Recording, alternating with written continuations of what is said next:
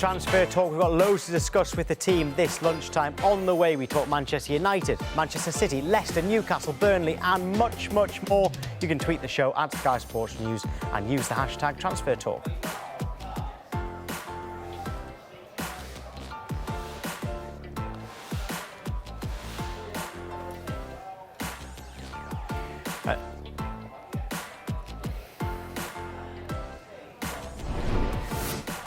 A reminder, you can download the latest Transfer Talk podcast right now on iTunes, Spreaker and the Sky Sports website. But let's get straight to Manchester United, because on Good Morning Transfers we told you that Jesse Lingard will now be represented by super agent Mino Raiola, which, as you may expect, has posed questions about his future. This is what Ole Gunnar Solskjaer had to say earlier this morning about Lingard. Jesse's had his ups and downs, as I've spoke about before. But last game, say the game against City, that's and Tottenham, them two games, they're examples on how important he can be for us, Jesse, in different games. Of course, we want him back, scoring goals, making assists. There's no one who runs as much as Jess. He is a great trigger for us in the pressing. He's a lively, bubbly character, and I don't think you see as much in the social media as you used to do with Jess. He's got his head down and working hard. Right, OK, so Ole Gunnar Solskjaer wants to get Lingard back to his best. All right, JD, can he do that at Manchester United, or does he need a move at this stage of his career? I'm torn. You can see in my indecision in terms of my decision, but I would turn around and say he still can do that at Man United. He still adds value to that squad because of the components that Ole Gunnar Solskjaer just spoke about in terms of that work rate, that industry, that there's things as well that's deeper than just the field. He brings a lot with his energy and his personality off of the field, which will gel that dressing room, and especially those key players that you want to talk about, you want to keep, such as Paul Pogba. Now, I know what everyone's going to reiterate and focus on, which is the lack of goals and the lack of assists for an attacking player. And yeah, I think even Jesse Lingard will probably admit he wants to improve on those statistics. But at the same time, I feel that there's so much pressure that is on Manchester United players, especially when they get promoted from the academy. Especially being, like, you look at Rashford, you look at Lingard, you look at Pogba, they're meant to be the staple points, the poster boys for Manchester United, all coming and being promoted from the academy, and yet they get the highest amount of scrutiny. It's just the modern day Manchester United that's not in a good sort of environment at this moment in time. And looking at a positive person like Jesse Lingard, that's the type of person you want to keep around you and kind of revamp his form more than anything else. In terms of his form, Dave, I mean, 18 months or so ago, he was playing for England at the World Cup and he was absolutely brilliant. So why is it that Gareth Southgate gets the best out of him when he's on international duty? Well, he was a mainstay, wasn't he, of that terrific run at the World Cup 2018, England reaching the semi-finals, playing in a three in midfield. We've got some stats, though, as to how the last year has unfolded, really, for Jesse Lingard, and these are them here. We've got them here, and you look at his stats from 2018-19. At this point in the season, he got 4 goals and 2 assists, similar number of games, but then obviously you look at this season and it hasn't been as productive for Jesse Lingard, so it's very difficult. And probably he would agree as to what JD was saying there, that he hasn't been at his best. And Ole Gunnar Solskjaer himself has said we need the old Jesse Lingard back. And, you know, he's probably changed agent. You look at the whole headline today about the change of agent. May or may not have come about because of the friendship he has with Paul Pogba, and Mino Raiola is Paul Pogba's agent. But then also you can't really argue, Raiola gets results for his clients, whether it be a move, whether it be a contract renewal. Jesse Lingard's contract, I believe, is up in 2021 with an option of a further year. So if he's looking for a good renewal, then why not get one of the best agents that operates in the world? He's 27 now as well, so it's a really crucial period of his career, Jesse Lingard. And if you're looking at his performances, we looked at his stats there, but I wonder whether Manchester United fans could reel off a list of players who've overperformed, say, over the last 18 months to 2 years. Maybe Marcus Rashford would be the one. But there's not many, I would say, Manchester United players that fans would pick out and say, well, he's well overperformed over the last two to 3 years. Away from that, and I know it's easy to turn around and bog ourselves down on statistics, but speaking to players, when you go away on international duty, it almost feels like you're away from your normal surroundings, your normal setup. So it's a break away from their mental reprieve all the time. Whereas when you are in that Manchester United setup, their focuses can be on the pressures that's outside of the club and inside of the club as well. So it's a lot different mentality-wise in terms of playing for England and playing for Manchester United. He's going to be with a lot more of his peers in terms of like people that he culturally has grown up with from the youth system all the way through. And not to speak on it for too long, but I know for a fact that he's had personal issues that's happened to him in terms of with his family. So him as a man is changing all the time at home. And ask anybody, us as 4 men here or 5 men on the panel, like, your personal life is always going to affect your professional life. And if him adapting to those changes will allow maybe his football to change as well. Yeah, there was reports, wasn't there, just before Christmas that he sort of had to be a bit of a father to his sister and to his brother. I mean, that must take a huge amount of toll on him. And it's interesting how much time you give a person from the class of '92, because Manchester United love a homegrown to do well. I look at Jesse Lingard and I think, God, I didn't know he was 27. But what I think someone like Jesse Lingard would benefit from is like a Roy Keane in the changing room. Come on, And at the moment, I look at that United squad, it's so young, and all of a sudden, he's a senior player. And that must be quite hard to get your head around as well. Like Rashford, senior player, but still quite young. And United don't have the 30-plus players in their squad, and I wonder if that sort of takes its toll as well. He can play in a number of different positions. I mean, Dave, you talked about his England form. What do you think his best position is? Because he was more central in that World Cup, wasn't he? Whereas before, he's always been seen as a winger. Yeah, I think so. And I think Ole Gunnar Solskjaer mentioned it in the clip that we saw there about his performances against Manchester City and against Tottenham Hotspur in those great victories for Manchester United were really encouraging. And particularly in the game against Manchester City, his intensity off the ball was a real asset for United in that game. But yeah, it was the central midfield position in the World Cup where he obviously excelled for England. But you can understand why he hasn't perhaps nailed down a position for his club as of yet. Yeah, and we touched on it as well there, Dave, that his friendship with Paul Pogba. I mean, can that be a good thing if they both stay, that atmosphere in the dressing room, if they're good friends, widen their circle and can help things off the pitch? Listen to me, you need leadership, and you're going to need those sort of senior figures because they're both outlandish personalities. You can see that whether you've met them personally or you see that through their social media. They're both loud, they're both extroverts, as they turn around and say. So those immediate personalities within a changing room are going to attract attention, and when they talk, you're going to listen. Now, having both of those type of players happy in your setup is going to do a lot better for your changing room than it's ever going to be negative. So I just think, especially because of their close relationship, the keys to both of them is making them understand each other and keeping them both happy as a pair. Yeah, keep your tweets coming in on this, by the way. I mean, there is one here from Mark who says, Jesse Lingard has to go. He isn't even championship level right now. I think he's only talking about his form. Certainly doesn't think he's championship level, full stop, I'm sure. Anyone would be an upgrade to him right now. It's quite a harsh one there from Mark. But keep those tweets coming in, hashtag transfer talk, and we will read a few of those out. But now I think it's time for State of Play with Dave. Chelsea head coach Frank Lampard has confirmed Olivier Giroud could leave Chelsea in January. Despite newspaper reports linking Chaglar Soyuncu with a move to Manchester City, we understand that isn't the case and that the club have no interest in signing the defender in this transfer window. Napoli are interested in signing Tottenham defender Jan Vertonghen.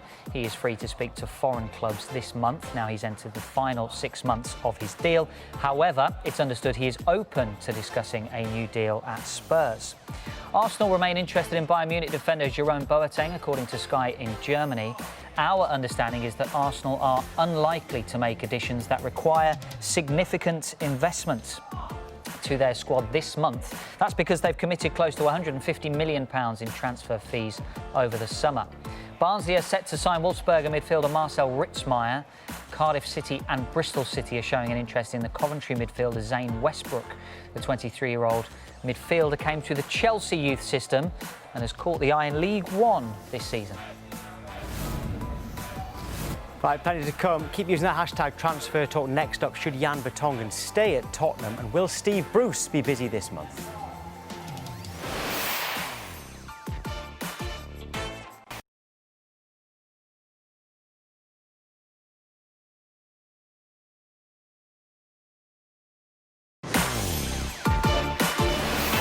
Yeah, the chat about Jesse Lingard has got you all tweeting in on hashtag transfer talk. There's one here from Rich who says, why is the panel beating around the bush and making excuses for Lingard? He's not good enough, simple as that. This is Manchester United that we're talking about. There's someone here with no name. We should get rid of Lingard as soon as possible.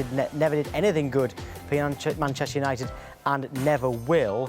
But this one here, Taylor, is far more positive. Lingard has to stay. He will get better. Every player has a period that they play very good, is what Taylor has said. And there's Ron here suggests that Lingard should go abroad to the Bundesliga.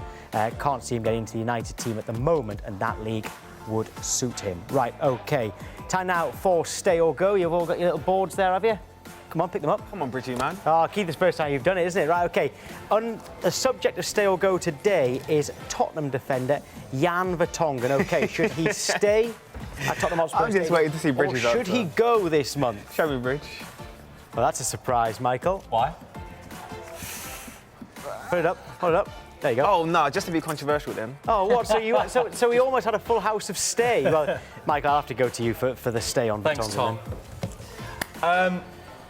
It's been poor at the back for Tottenham. Only one clean sheet under Jose Mourinho at the moment, and Jan has been part of that defence. However, in his defence, he has been playing sort of a left of the three sometimes, or as left back, and he's been preferred over Danny Rose. The goals Spurs have conceded have not been good. It's not been good enough. But I think it's an all-round team problem at the moment.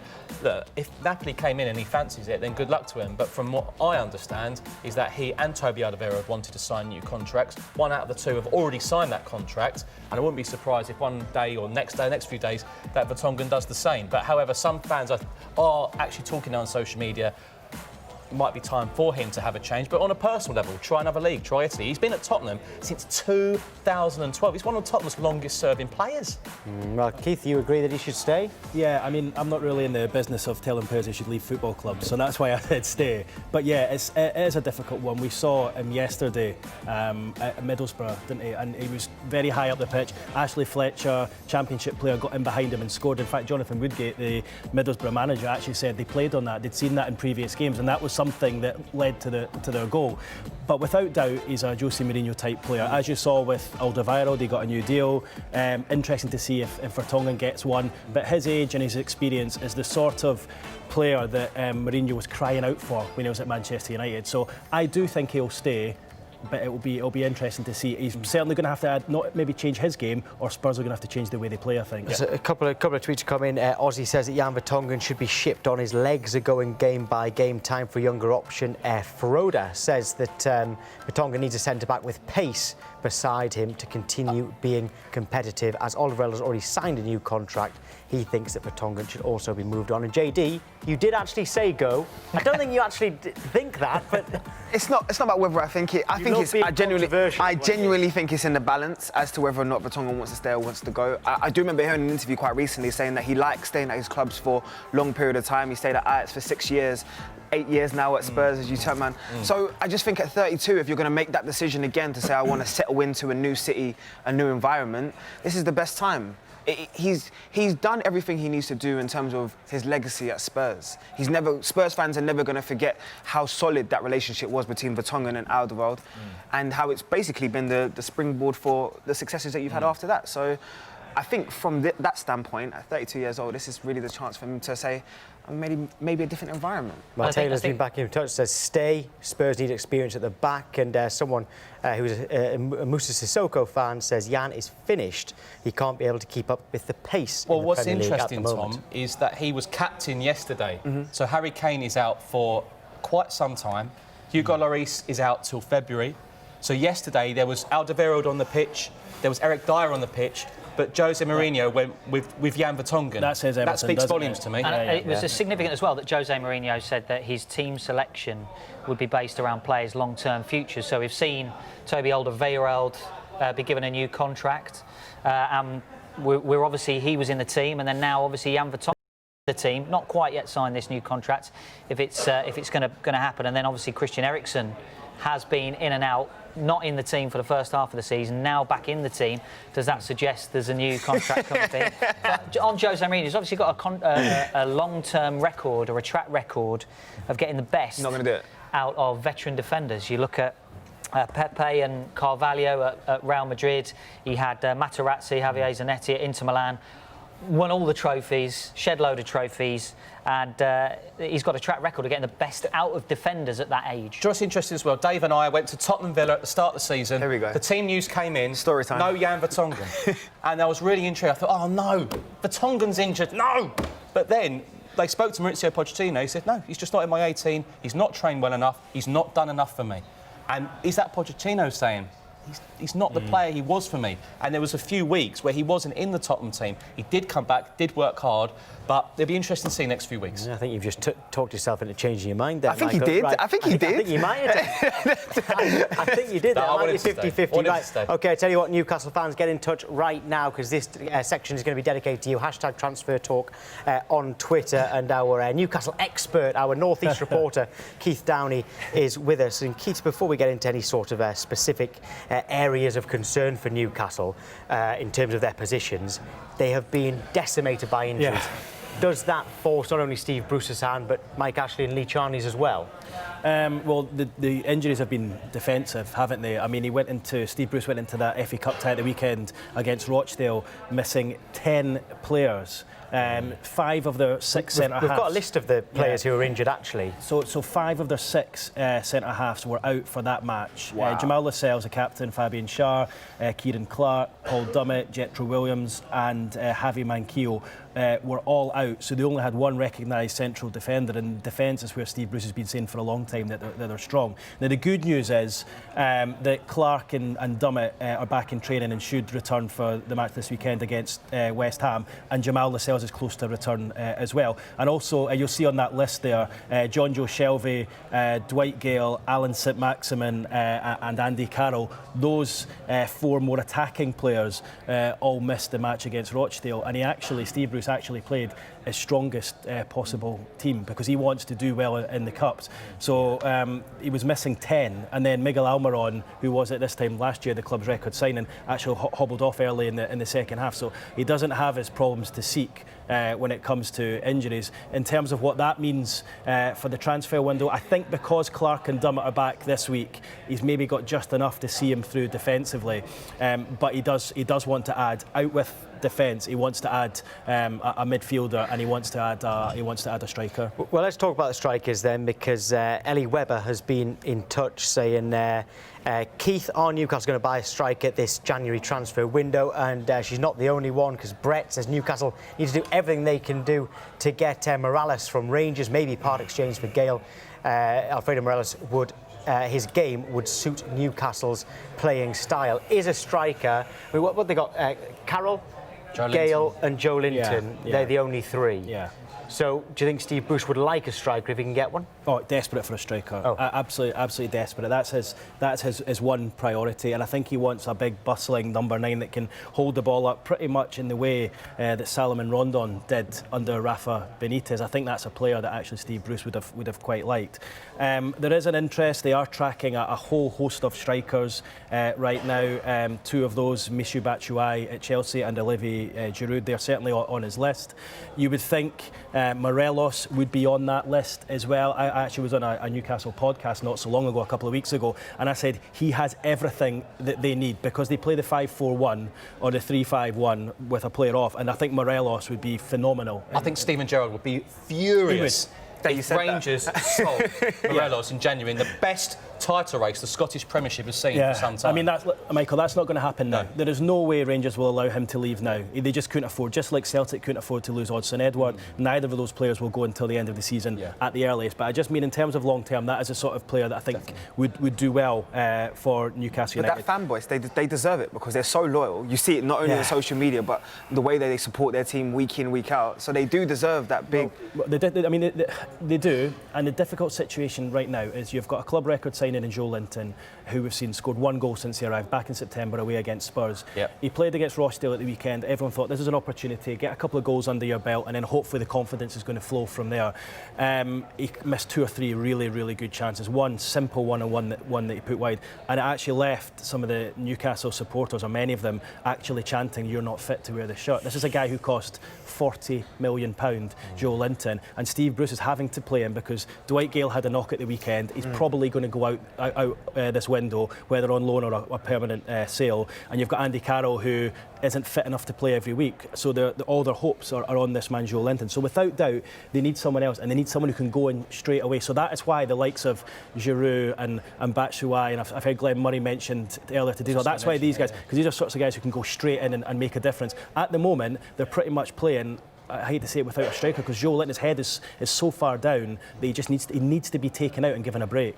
Yeah, I knew that when we asked for Newcastle fans' opinions, they would tweet in their droves. So thank you for all of them. Jake says Newcastle have to sign a striker and another midfielder. If we don't, we'll be very close to going down. Our defence can't be the only ones to score goals. Actually, their centre backs have been scoring goals, particularly Fabian Schär, haven't they? There's another one for Odson Edouard as well. Actually, so we talked about Morelos. It's Edouard as well.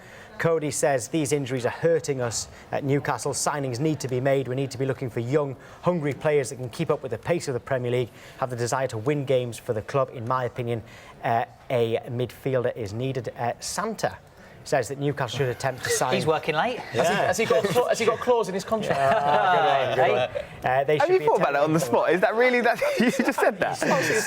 No, it's good. No, fair play. That was good. I'll be giving him that one, really. By the way, do you want to know who Santa says they should sign? Eddie Nketiah on loan is who he or she says. Roque Santa Cruz. Newcastle. Oh, another one for Eddie Nketiah on loan as well. So loads of Newcastle fans getting in touch, and basically all of them are saying that they do need a striker. And there's one from Carlo says Glenn Murray, short-term move. Yeah, I mean, there's a lot of names doing the rounds, but I can pretty much guarantee that Steve Bruce will add a striker this window. It's imperative they get someone in. He knows it, and he's even said that. He said he's got a couple of plates spinning at the moment, so let's see which one. And in defence to Bruce, he put out a full-strength side at Rochdale. They've just had a busy Christmas period. Well, he didn't miss those chances. That team was good enough to beat Rochdale, with the greatest respect in the world. I do have to give him credit as well. The fans want a cup run, and he is a Newcastle fan, so fair enough. Keith, what's it like you cover a region, the North East, all right, which is everybody knows how much people from the North East love their football. It can really affect their week, the Sunderland and Newcastle result. What's it like working in that area? Interesting, I would say.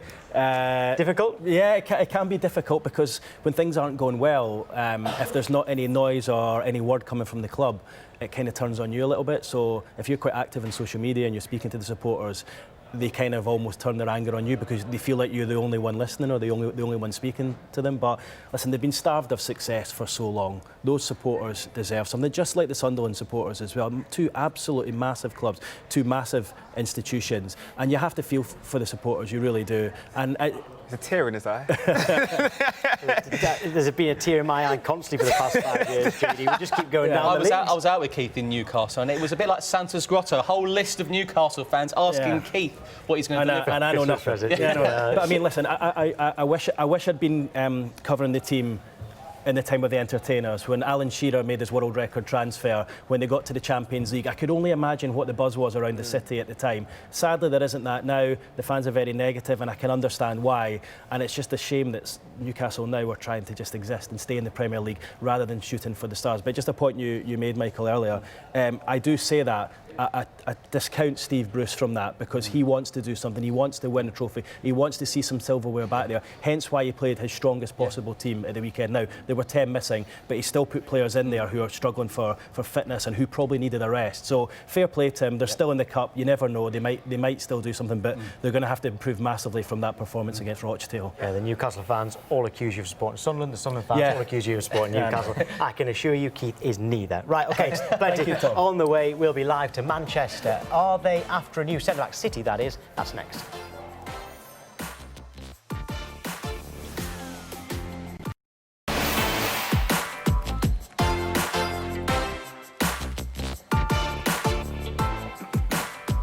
As promised, we're going to go to Manchester City now in their latest transfer news. Will they sign a centre-back? this month. Well, reports of Kaglar Soyuncu moving there have been dismissed by the club, and Ben Ransom is right across this story. We can speak to him now. Good afternoon to you, Ben. It sounds like there's no chance of this happening, well, this month at least. Yeah, hi Tom. No, that's exactly the information I'm getting at this end. I think the reports emerged, didn't they, on Saturday that Manchester City had actually made a bid for Leicester's Kaglar Soyuncu. Now, he's a player that we told you a few weeks back they had looked at, but that can cover a number of potential targets because Manchester City are still looking very much for that central defender to come in to replace Vincent Kompany. It's a position they targeted in the summer. Obviously, they tried to get Harry Maguire quite seriously, but that didn't happen, did it? And he ended up at Manchester United. And then City didn't see the value. They couldn't find a target suitable to come in at that point, so they just let it run, as it were, happy with their options, always thinking that maybe Fernandinho, Eric Garcia, Rodri, even as we've seen this year, can step in and play there. But yeah, as for Soyuncu, that kind of report did emerge, but it was quickly shut down. Not only that there was no bid, but also there's no interest in City making that kind of a move in this window. And it does kind of echo what Pep Guardiola has been saying for the last few weeks. He's a man who often tries to deflect transfer questions. Some managers enjoy talking about it, others don't. Pep Guardiola, I think, is in the don't category. Certainly doesn't like mentioning individuals, but he's been very clear that they will not be trying to buy a central defender in this January window because, as far as the club see it, there just isn't the value available and they can't get the sort of player, the quality of player they would need to improve the squad. Ben, just stay where you are for now. Just going to come back in just a moment. I just want to ask the transfer team about the emergence of Kaglar Soyuncu because we all sat here in the summer and we thought Leicester might need a centre-back. We didn't know, Keith, just how good this player was going to be. He's been a revelation. His story's been amazing, hasn't it? He was brought in, everyone kind of forgot about him, a bit like, I suppose, Filip Benkovic, who's been out on loan a couple of times as well. He then had to sit there and watch as Leicester desperately tried to hold on to Harry Maguire, and he went, and I think everyone was like, how are they going to replace him? And that was the question. And then in he came with his brilliant flowing hair, and he's just been an absolute revelation. He's made that position his own, hasn't he? He's been, honestly, he must be one of the players of the season. So Never far. heard you talk about my hair like that. Quite upset. You need to go up a little bit. Get some stats in here. If you look this season, I mean, 20 matches, played 8 clean sheets there. The Leicester defence has been very good. Dual success rate of 64%. And also look at that, but he has been dribbled past 13 times, which is actually quite a lot there. They're not perfect stats, but certainly he has been very, very good for Leicester this season, a little bit better than we all expected. Right, let's go back to Ben Ransom now, because Ben, I know you're going to be speaking to Pep Guardiola later on. I can see that you're in the media room right now. Can we expect any deals this month? Well, Pep's been quite clear to say no. I mean, obviously, he's a man who, by his own admission, never say never. Look, if the right deal came along, if the right player was there at the right price, then, of course, Manchester City wouldn't hesitate in buying them. They know the areas they need to strengthen. We've mentioned centre-half. They've looked at left-backs as well. At some point, they've got to look for a striker, haven't they, with Sergio Aguero coming towards the end of his Manchester City career. But this month, certainly, there's no plan to do it immediately. Pep Guardiola told us a couple of weeks ago that the club's strategy at the moment is to look to the summer. That's what they're doing. They're putting plans in place right now. That's probably why we're hearing these kind of reports of City looking at X or Y, because they're looking to try and get that list together of summer targets. Şiki Begiristan will be working really hard behind the scenes to make sure that they get those targets early, because all clubs, certainly the big clubs, like to have their business done early because, let's be honest, for most of them, they don't have much of a pre-season, do they? We've got the Euros in the summer. They always come back and end up on pre-season tour, travelling halfway across the world, and it suits them. Obviously, the managers, they have to try and integrate them into their tactical style. They need to get them in early, and that's something Manchester City have done pretty well in recent summers. We're expecting them to spend fairly big in the summer. I think we all get the sense around Manchester City that it's a summer of probable regeneration as they look to just try and reinvigorate this squad, try and catch up the gap to Liverpool. But certainly, I think this window, I'd be very, very surprised if Manchester City brought in anyone, certainly anyone to challenge for the first team. That's not to say they might not bring someone in for the group. We've seen that before, but I think a first team signing is probably pretty unlikely. Ben, great stuff. Thank you. Right, OK, so we're talking there about Manchester City and talking about Soyuncu. Well, talking of Leicester centre-backs, they're interested in the Juventus centre-back, Mehdi Demiral, and they're considering the possibility of a loan deal for the Turkey international. Leicester's recruitment team have spoken to Soyuncu about the qualities of his countrymen as they look to strengthen their defensive options following the departure of Harry Maguire, as we've been saying, to Manchester United in the summer. It's thought that Leicester's preference is to see how Demiral would adjust to life in the Premier League before committing to a substantial deal. And reports in Italy say that Juventus have already turned down an offer of £34 million for Demiral from Borussia Dortmund. Michael, can you see why Leicester would be going for another centre-back? Well, in the summer on this show, we heard Brendan Rodgers say, if we had an extra centre-half we brought in, then I'd be happy. But if we didn't, we're not going to panic. And they're not going to panic at all. They're second in the league. It's gone so well for Leicester City, and fair play to them. Every week it seems to be pretty much the same 11. Now, you'd say, well, they've been slightly fortunate in terms of lack of injuries, but it only takes a couple of injuries, one of their centre-halves. I mean, what a brilliant signing Johnny Evans has been. We don't really talk about Johnny Evans much. £3 million. What an absolutely brilliant signing he's been. I remember Arsenal were linked with him, Manchester City were linked with him. He's been fantastic. But this is a Leicester side, a Leicester squad, a Leicester team who just seem so settled, secure, all under Brendan Rodgers. He's done a fabulous job. I get the impression that they're not panicking. If they add one more in a busy period, then they'd certainly take it.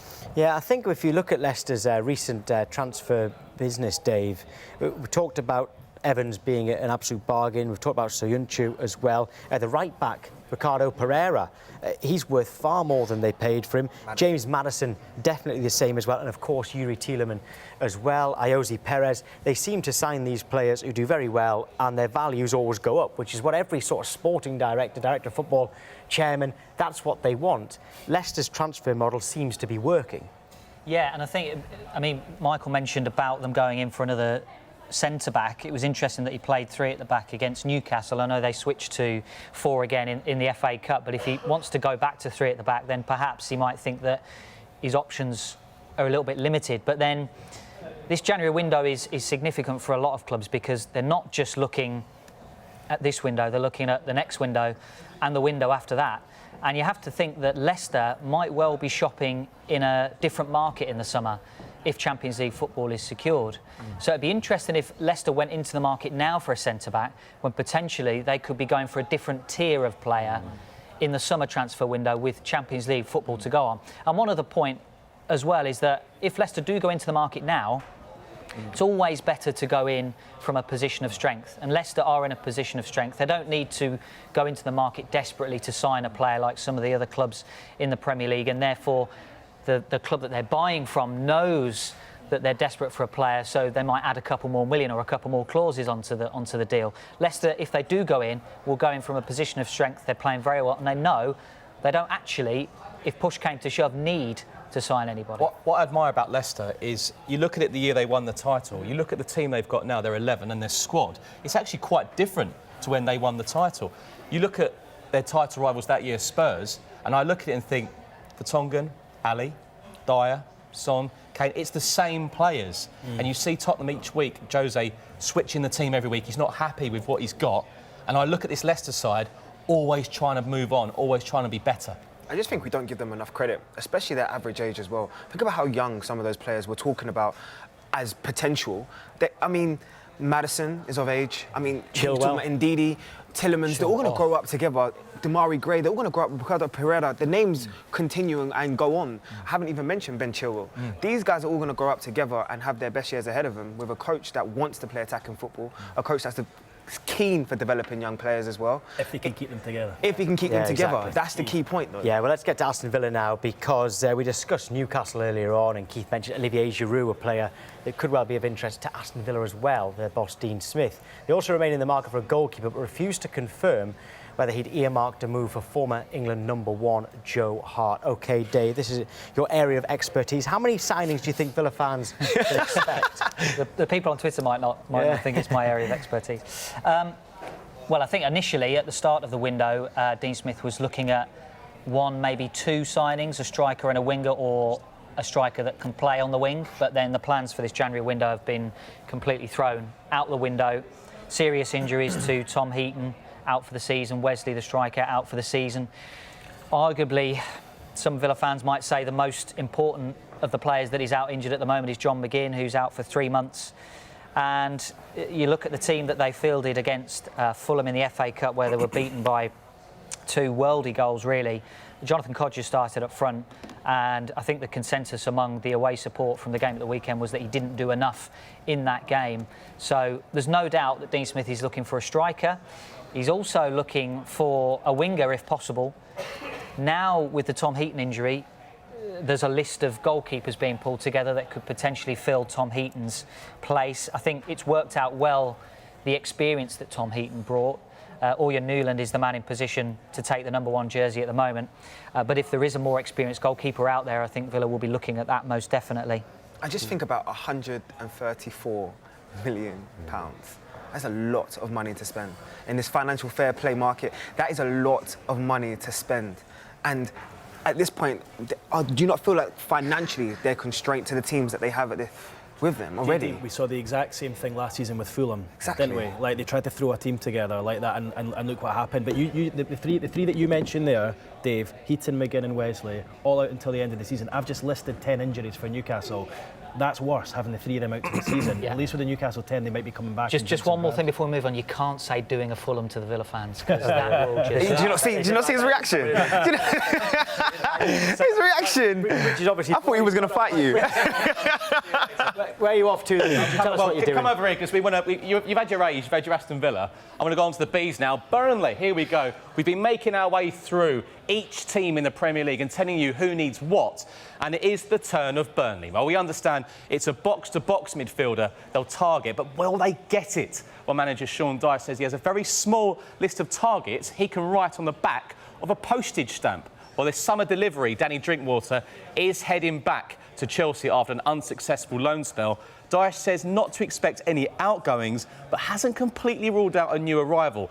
But this is what I find very interesting from Dyche at the weekend. He revealed he enjoyed shopping in the Championship, in the lower leagues, but a player value in the Championship to such an extent, but they might be priced now out of the market. He says there's no longer bargains, there's big fees in the Championship. Yeah, and that strategy, like you say, Michael, might have to change for Sean Dyche. But if you said at the start there how Danny Drinkwater, as his loan has been terminated.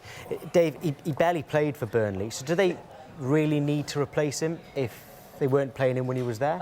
There's a definite argument for that, and central midfield now is something obviously that Michael mentioned that they're looking at, and Drinkwater could end up going somewhere else in this window. There's obviously interest from, we talked about Aston Villa there as a potential replacement for John McGinn.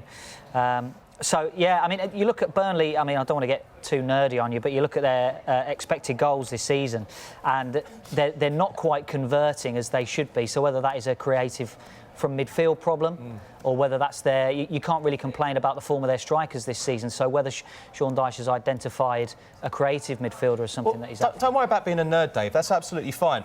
Stephen Defour... Coming from you. Stephen Defour was an ex-Burnley player. Now, he, for me, is a real box-to-box Belgian international. He suffered a number of injuries. That's a player who probably Burnley put quite a bit of money in onto the wages, but he barely played with his injuries. So this box-to-box they're kind of looking at probably has been going on for quite a while now. Yeah, well, we have to move on, but just one more, because Santa, who said that Newcastle should sign Eddie Nketiah on loan, is now saying that Aston Villa should sign Eddie Nketiah on loan. I think he's just a big fan of Nketiah, or he's winding us up. Right, next up, we'll tell you who is on Chelsea's list of transfer targets. I know what Santa will say.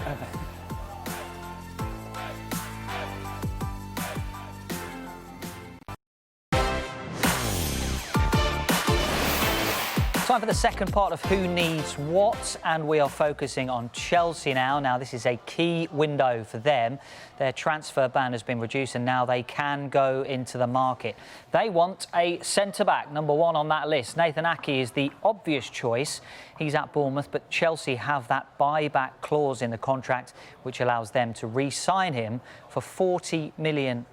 Should they activate that now? They also may want cover at left-back as well. Marcos Alonso, Emerson Palmieri haven't nailed down that position, really. Is that something Frank Lampard might address now, or would he potentially wait until the summer. Then there's the striker situation. Number 2 on that list there, Olivier Giroud and Michy Batshuayi need minutes. They've got the European Championships coming up. Will either one of those be allowed to leave in this window? We understand they are willing to pay £34 million for the Lyon striker Moussa Dembélé, but the French club have made it clear they don't want to do business. And what happens suddenly if Jadon Sancho becomes available? It could be a significant time for Frank Lampard and Chelsea supporters over the next couple of weeks. Yeah, OK, well, let's look into Chelsea there now. A couple of tweets have come in as you were talking there, Dave. Sumith says, wouldn't be surprised if Chelsea signed a big-name striker, even if he joins in the summer, maybe Timo Werner. There's Elsa. She says Chelsea should sign Vedat Muriqi before Tottenham snatch him. With Batshuayi and Giroud rumoured to leave, a strong striker may be useful. He's a Kosovan striker, actually doing well at the moment at Fenerbahce. He is. But Moussa Dembélé was mentioned then on Friday. We were talking about Keith, and I know you weren't in. What would he bring?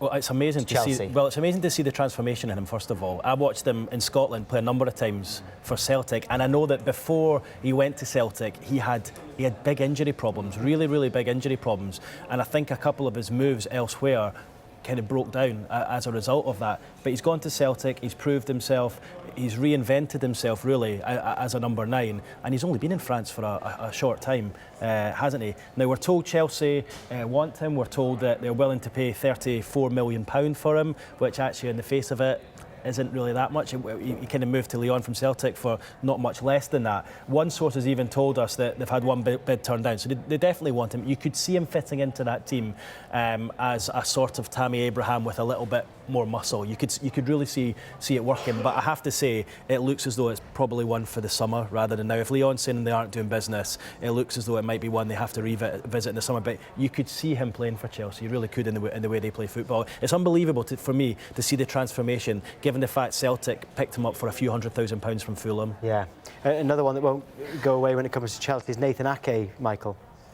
What a disaster that would be for Eddie Howe and Bournemouth if they lose Nathan Ake. But obviously it's a difficult situation if Chelsea have this buyback clause. But all of a sudden, Chelsea, with the transfer ban lifted, they're in a very good position in the league. They're still in the Champions League. They're still in the FA Cup. Does Frank Lampard want to add to a bit more experience? Someone who knows the club so well. Jody Morris will know him very well. Yeah. So you're looking at a pretty good deal if it does happen. We mentioned this in the transfer podcast this week, but would it be the sensible decision for Chelsea to activate this 40 million buyback clause with a view to then selling on Nathan Ake in the summer for probably more money than what that activation clause would be? Because he's probably worth, in the open market, a little bit more than what Chelsea would get him back for. That's a cynical view. Yeah, well, it is, but we've got some transfer news just into us now regarding West Ham, all right? We were talking about this on Friday. We're told that West Ham remain the preferred destination for Gedson Fernandes, the midfielder. Now, he's currently in Lisbon with his representatives. The deal is under consideration, and it's an 18-month loan with an option to buy. That's for West Ham.